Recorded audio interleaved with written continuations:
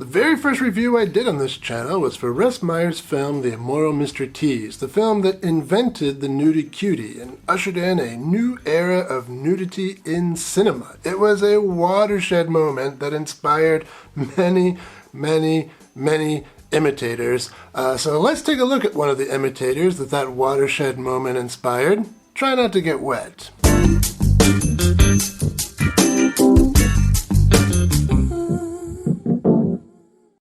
Welcome to Exploitation Reviews, and me, Rob. Today I'm taking a look at House on Bear Mountain from 1962. If you're new to the channel, a Nudie-Cutie is, well, you tell him, Frank Henenlotter.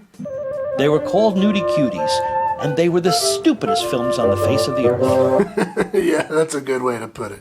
Okay, yeah, so basically these films are low-effort comedies with paper-thin excuses to put nudity on the screen. And a lot of them had a gimmick that explained why the women were nude. In The Immoral Mr. Tease, he was imagining the women, but other Nudie-Cuties had their own gimmicks. There were invisibility potions and X-ray glasses, things like that. You know, stupid stuff. House on Bear Mountain is kind of interesting in that it doesn't really have a gimmick or an excuse beyond the fact that it takes place at a girls' school. So I guess we're just supposed to believe that the girls at a girls' school are actually super hot adult women who just like to walk around naked all the time. Yeah, okay, let's just roll with that.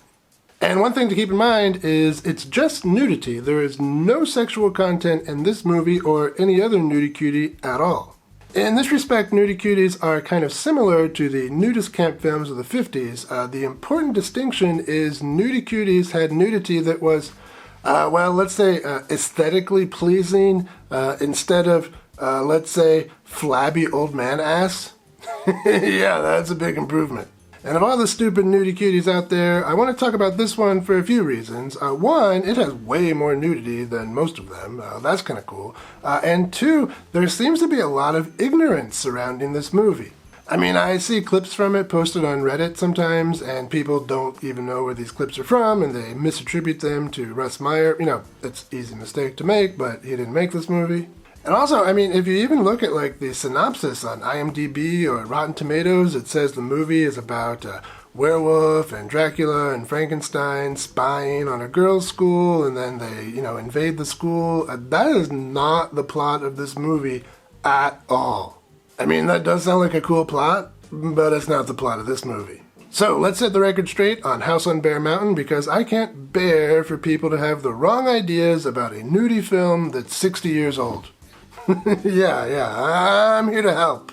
We open on Granny Good, and she is in jail. Granny Good, by the way, is played by Exploitation producer Bob Kress in Old Lady Drag. She's going to fill us in on how she got to be here, so we immediately flash back. Okay, and you're probably not going to be surprised to hear this, but there's not really much of a plot to this movie. I mean, don't get me wrong, the movie has plenty of plots, but doesn't have much plot.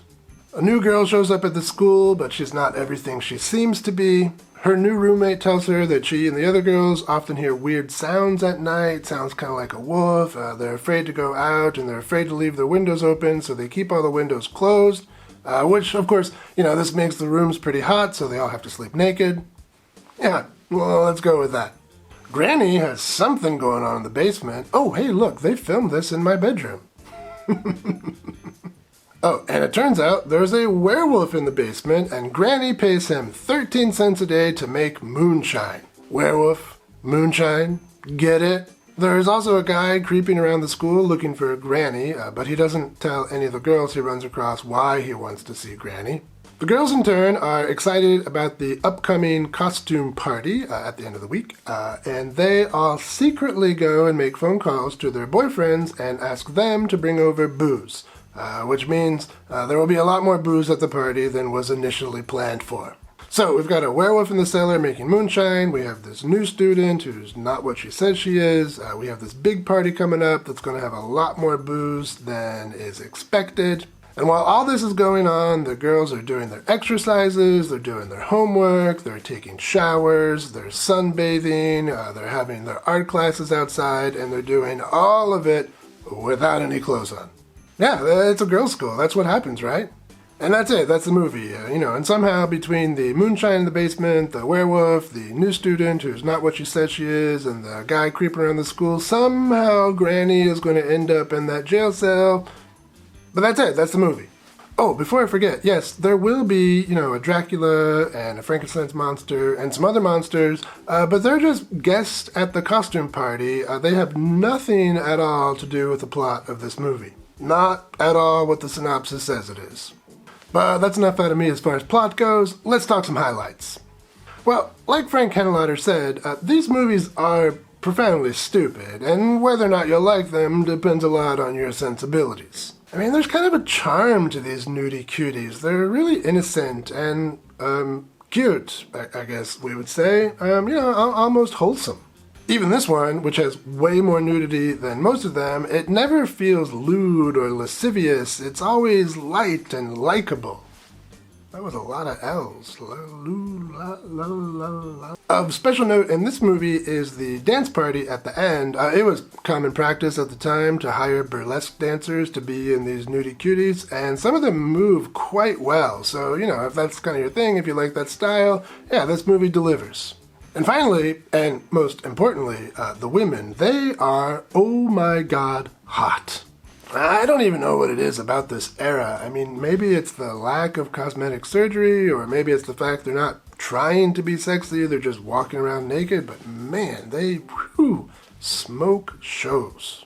But yeah, ultimately this movie is what you would get if you adapted an old issue of Playboy into a movie. It's got stupid jokes and weird set pieces and some of the most beautiful people you've ever seen just kind of walking around naked.